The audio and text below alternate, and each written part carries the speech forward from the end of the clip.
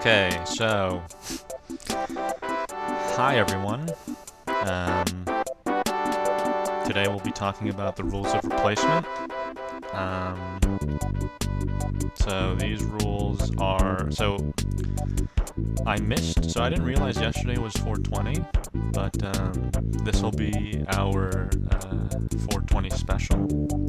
I don't personally participate in that kind of experience, you know what I'm talking about? Puffin' and puffin'. But I respect it. I got a lot of friends who blow that shit down. So today we'll be talking about the rules of replacement, which is an extension of solving proofs. So we'll be using the rules of replacement as well as the rules of inference, which we learned in the last video. So let me open up the rules of replacement real quick. Don't mind this. Okay, so this is what we had yesterday.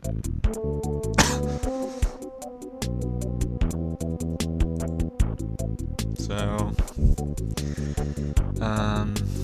these are the rules of replacement, 10 to 19.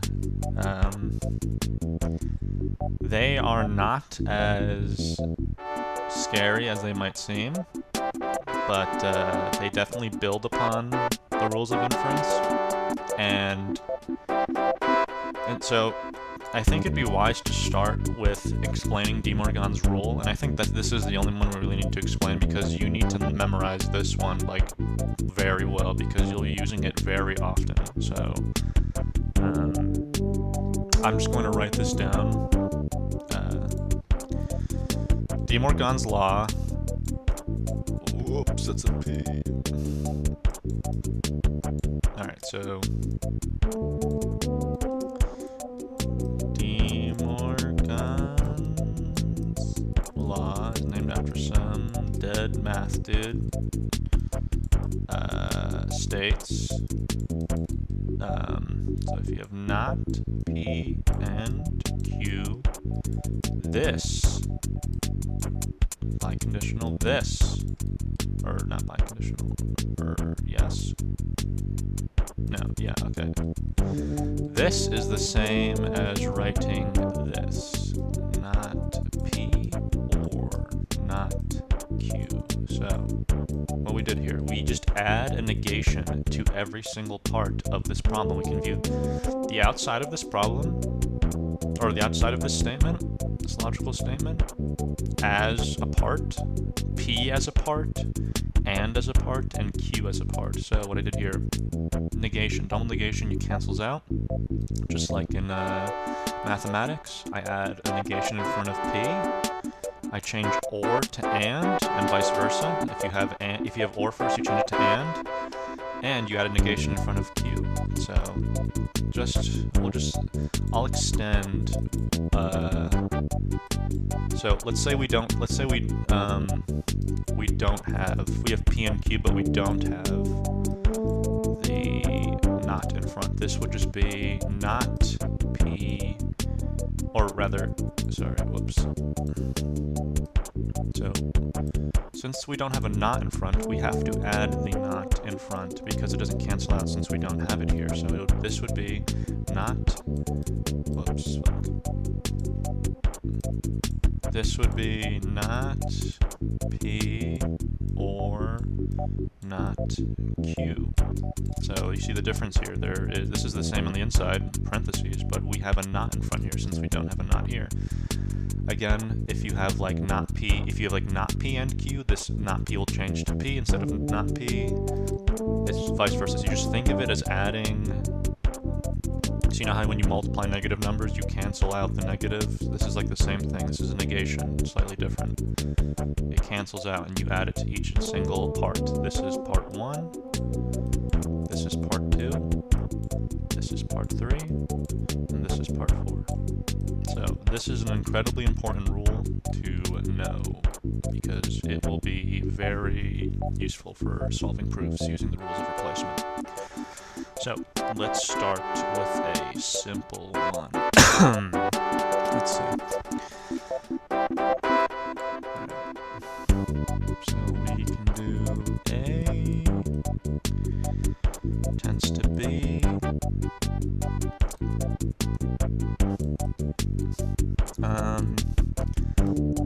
B tends to not C.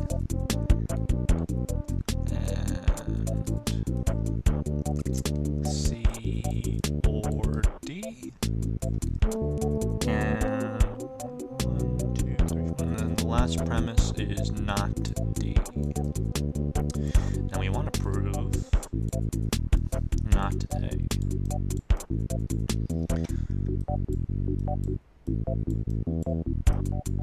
So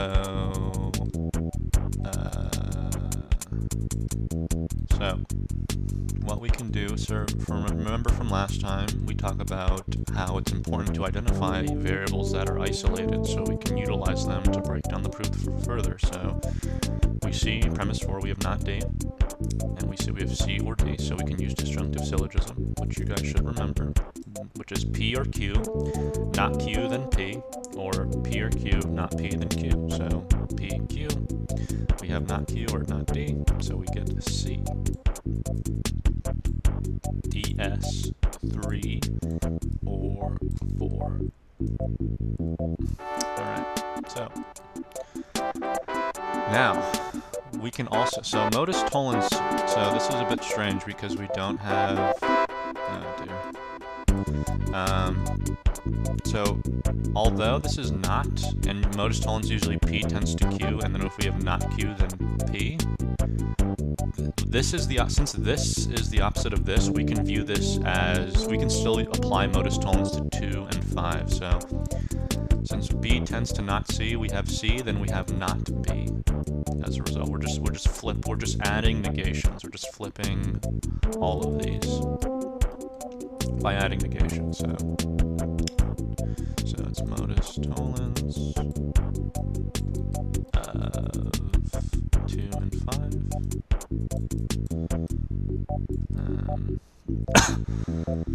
What else? Okay, so we have not B. Alright, so this problem we didn't have to actually use any rules of replacement in order to solve it, but we could have, and I will continue to do this problem as if we use rule of replacement. So let me see. What can we do here? Aha, okay, that's what we can do. So we could also solve this problem by utilizing this rule of replacement. Where is it? This one, material implication. Some textbooks, I think, have it written down as constructive elimination or something. CE, I forget exactly what it stands for. But yeah, material implication, P tends to Q. This is also one you'll be using a lot, along with De Morgan's. These are the two rules you'll be using a lot in proofs with rules of replacement. So this one states P tends to Q, and the same as not P or Q, and this is vice versa. These go both ways. So if you have an or in between these two variables, you can also change this to P tends to Q. So we do have something like that here. We have A tends to B, and as you see, we want to solve for not A, so we will change this. So P tends to Q is not P or Q, or not A or B. So we'll do not A or B. And then, since we have B, not A or B, and we also have not B, we can use good old trusty disjunctive syllogism 6 and 7 in order to get not A, which is what we're trying to solve for. So there we go, not A disjunctive syllogism. Or wait, this is not. This is not disjunctive. This is. Or wait, yes, it is. What am I talking about? No, this is wrong. I wrote this in the wrong plot. So this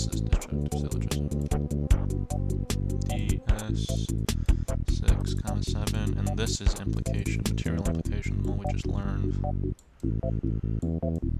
So, of 1, implication of 1. Yeah, and this is DS6 and 7. And we have not A using implication. So we manipulated this operator by changing it to an OR, and then we used adjunctive syllogism to solve for not A because we have not B here. So that's it.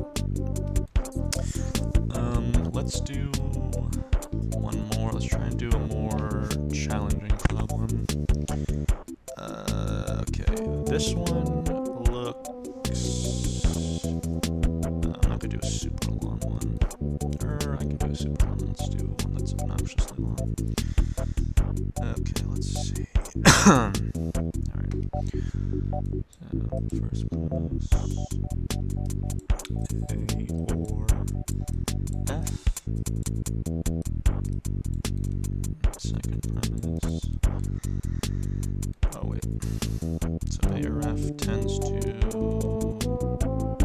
not B and not G. Turn this light. Yes, that's right. A or F tends to not B and not G. Yeah, it is. Okay, cool. And then we have not B tends to G.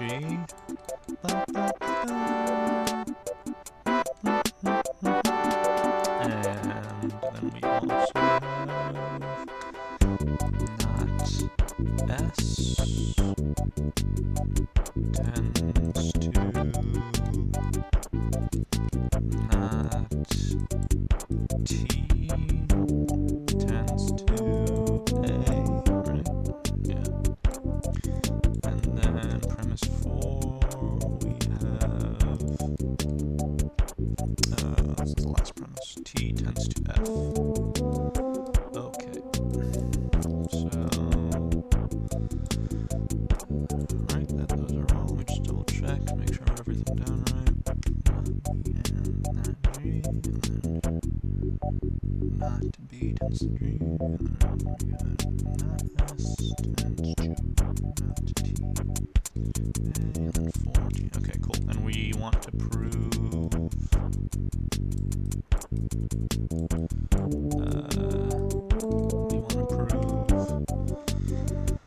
not S tends to not B. Okay, so this.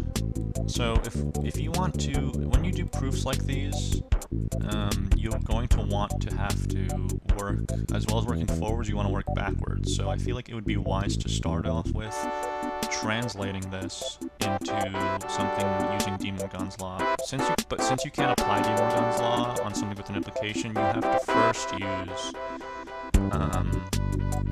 so you don't have to do this, but this is very helpful. So we should first use what's it called, material implication, which is, remember, P tends to Q, and is the same as not P or Q. So this will translate to, you don't do anything out here, not S or not B. And so and then this is also the same as, so we'll use De Morgan's on this. And if you remember, this is the same as also S and B. So this looks much simpler than this. So you'll want to know that you want to isolate both S and B, and then once you are able to do that, you can add them together and then get S and B, and then use De Morgan's law, and then use conjunctive or material implication, and then you'll have the answer. So we're looking for this really, not this, because this is much easier to solve for. So let's see how we can start tackling this. So we have let's see, we got not S,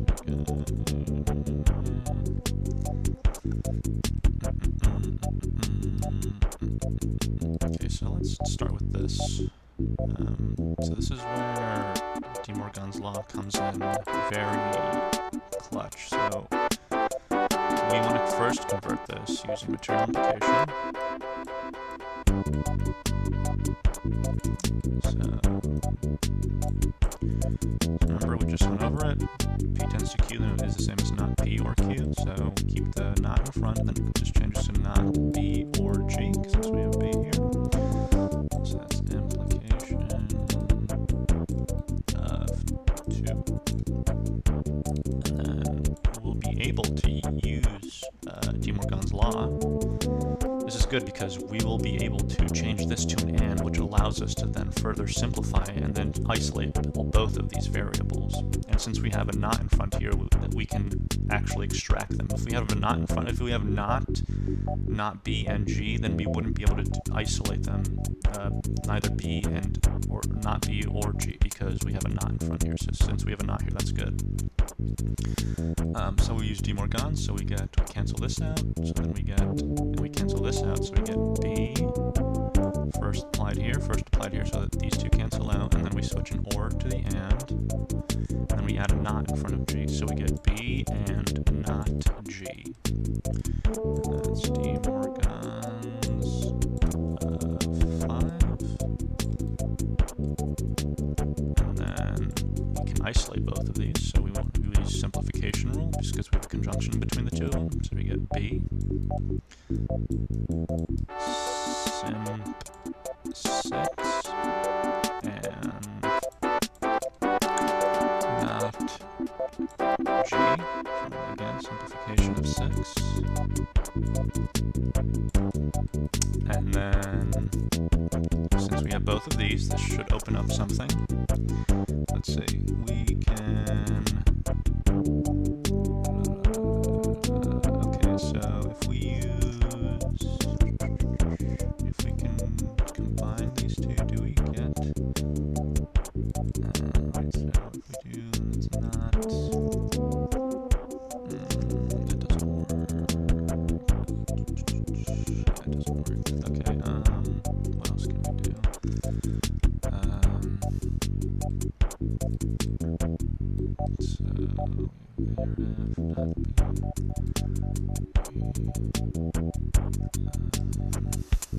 We weren't introduced to... no, we weren't introduced to construct or proof by contradiction yet, so we just use rules of replacement. So let's see. What can we do here? If we use De Morgan, we can use De Morgan's on half of a problem, by the way. Instead of, we can apply De Morgan's to half of this statement, even though there's an implication between the two of them. So let's say if we were to use De Morgan's, this would turn into B or G, or not B or G. Does that help us at all? Not B. Oh, that does, because then we get a B as well. Yeah, we can use that. We get not. Then we can get G. And I think that would help. Okay, so let's use... oh, we have to isolate this. So if we do not, and then or, not B, not G. So these can get very complicated. Like, these problems are no joke. There's a lot you have to like kind of figure out in your head before you do this kind of stuff. So I think what I'll do is I will utilize a different rule. This one, which is transposition. This one is also very useful. This just says P tends to Q is the same as not Q tends to not P. So you're switching them around, but you're adding negations to both of them. So I'm going to do that here in order to attempt to, so that it'll eliminate this negation in front. So we will do B. This will turn into B and not G tends to not A or F. And so then, since we have B and not G, G here, we should, we do have actually both of those, which is really helpful, so we can just use, this will open up the modus ponens, so you have to get a bit creative with this kind of stuff. It can be really hard to see what you have to do, but you have to try and do a lot of guess and check in your head. So B and not G will use conjunction rule to add them together in order to use them for modus ponens, so we can get not A or F. So B and not G. So conjunction of, sorry, it's handwriting so terrible, of 7 and 8, and then, so since we have B and not G from 7 and 8, and we have B and not G here, we can use modus ponens to get not A or F, so we get, in modus ponens again, P tends to Q, P, then Q, so we get not A or F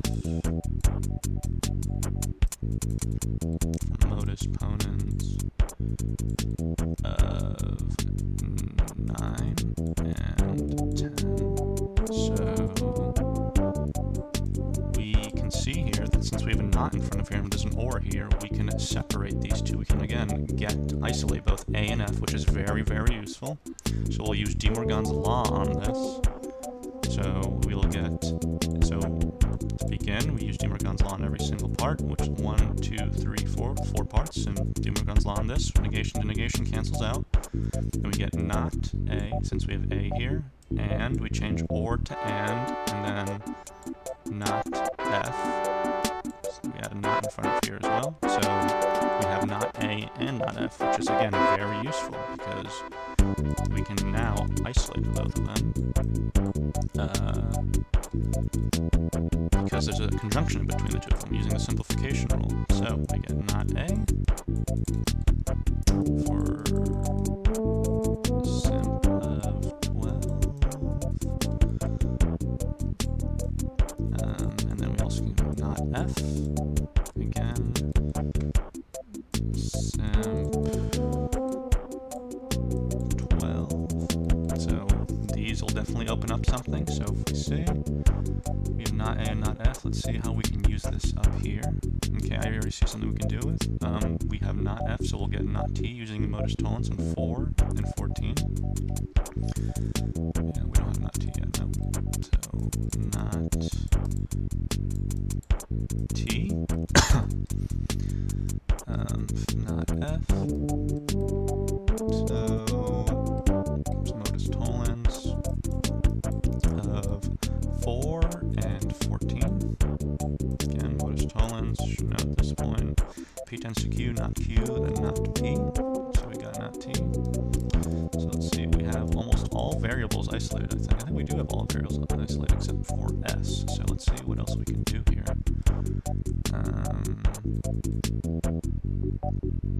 So it looks like, so we have B, so we want to find S, and S is only available here. And we have not T, and we have A, and we have not A.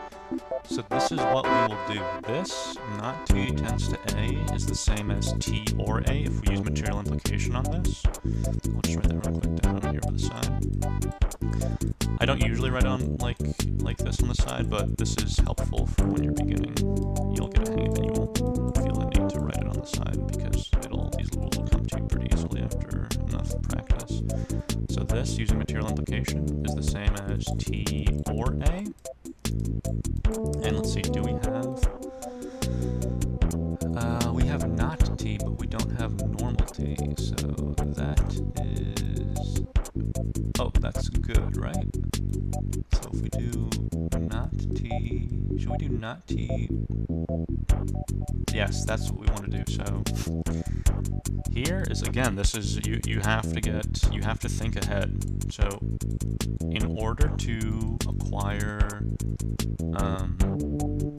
the opposite of this, I think this will work. Have a not in front. In order to get the opposite of that, you want to do, or wait. No, wait, that's not gonna work. Hold on. Let's see. So blah blah blah. This is also the same as if we use 2 more guns on this. This will be the same as not t,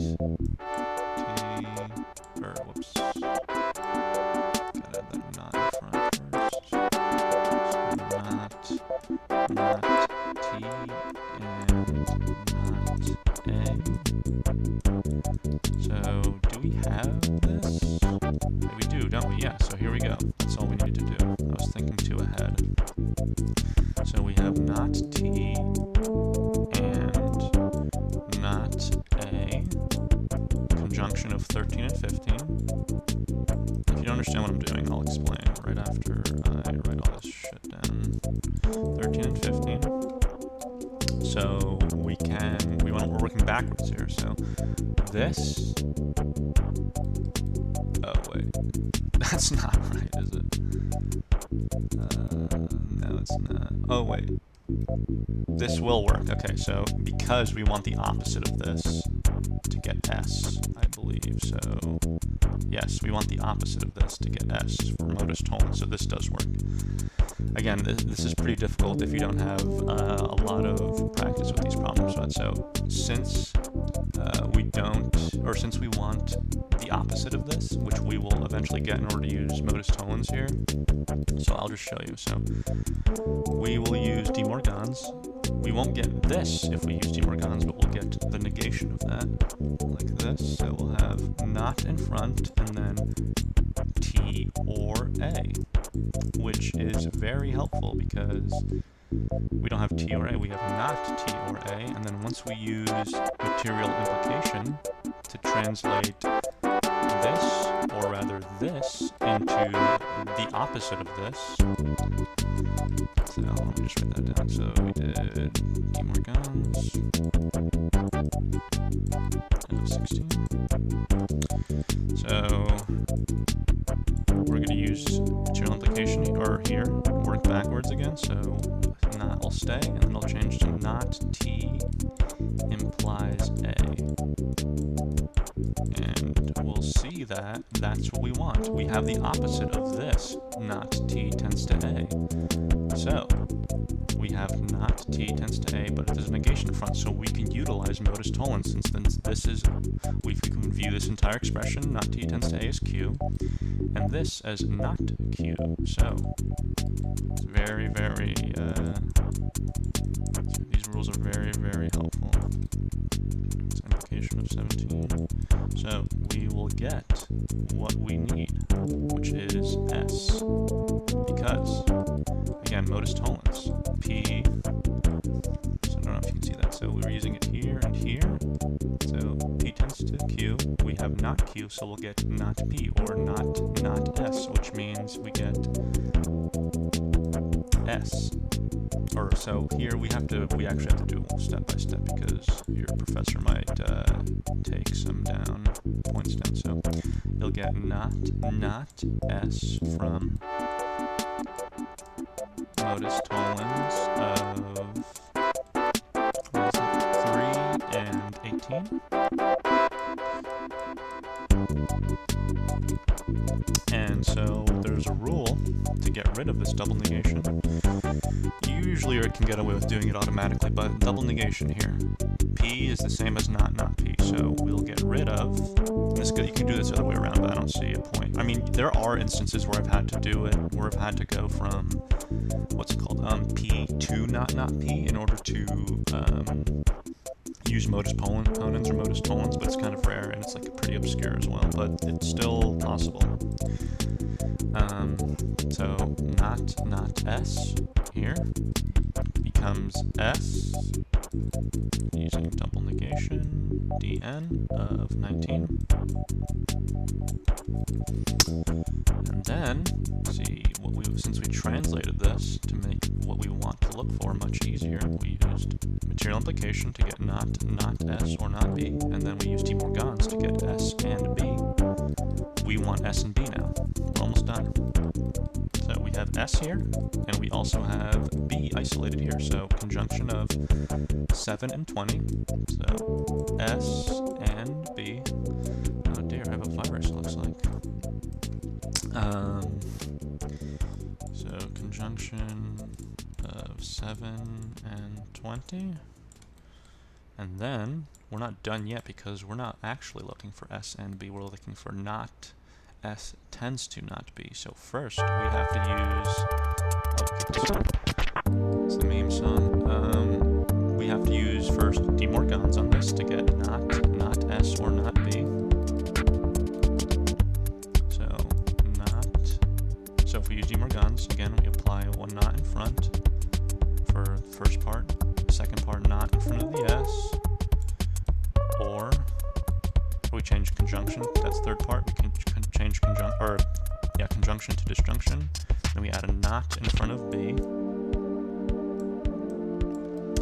so that's de Morgans of 21, and then we're almost there. We want to convert this using material implication because this is what we want to actually prove right here. This is what we want. So we use the material implication to change this to this. We change the not S or to S tends to not B. So we are done now. So we have a not in front here, and then we change. So P or Q, or so yeah, P or Q is the same as not P, or not P or Q is the same as P tends to Q. So we add a negation here, change it, and we just refresh you guys on implication. Where is it? Here, P tends to Q, same as not P or Q, or you can go backwards, not P or Q tends to P tends to Q. I mean, not P or Q is the same as P tends to Q, and that's what we're doing here. We're applying it backwards to the implication, so we cancel the negation out here, and we change the or to an implication, and we keep the not B. We don't touch that.